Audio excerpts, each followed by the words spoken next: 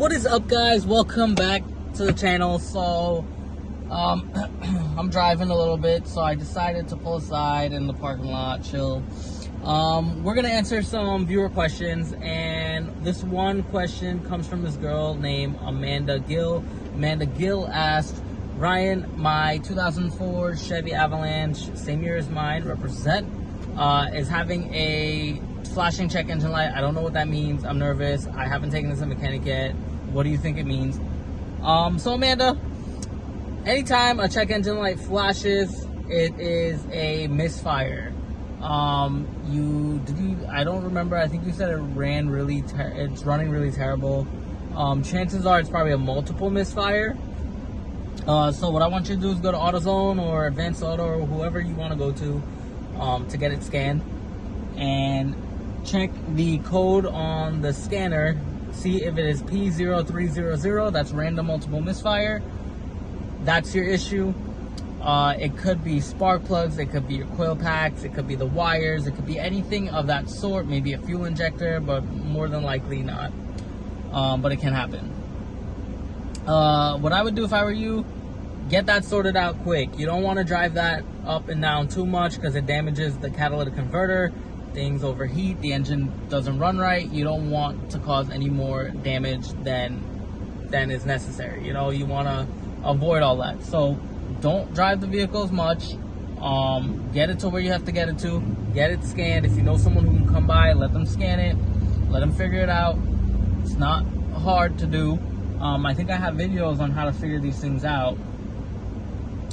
But what I would do is scan it. Once you scan it, if it's a multiple misfire, chances are one or more cylinders are missing. It could be cylinder 1 and 2. It could be cylinder 1 and 8. It could be cylinder 1, 2, 3, 4. It could be all of them. You don't know. But here are some questions for you. Have you changed spark plugs at all? What's the mileage? If the mileage is high, after a certain amount of mileage, those are maintenance items that have to be changed. After a certain amount of mileage, you also have to change wires. Coils typically last a little bit longer, but usually whenever I do spark plugs and wires, I'm going to change the coil packs. It depends on the year and the age and stuff, because after a while those things kind of just go, you know. And to avoid any issues later on the road, you know, once you change the spark plugs and once you change the wires, eventually those coil packs are setting up to go. So I'm the type, even though it may still be good, I just swap them out and get something new. You'll always feel a notice of increase in the vehicle. You'll feel it perform a lot better. Gas mileage will be a lot better, because it is burning the fuel properly, and it's, you know, sparking the right time, and everything's just gonna work better. So first steps first, get that scanned. Second step, if it could be just one misfire. If it's one cylinder missing, it could be the wire, the coil, or the spark plug. How to figure that out for free? If you don't have a mechanic with you, swap out one of the spark plugs from, if it's cylinder 1 missing, for example, take the spark plug from 8, put it in 1, put 1 to 8. If the misfire jumps from 1 to 8, then you know the spark plug's bad. If it's still missing at 1, swap the wire. Take the wire from 8, put it onto 1, take the wire from 1, put it onto 8. If it jumps, then you know it's the wire. And then if it's still at 1, take the coil pack from 1, take the coil pack from 8, swap them.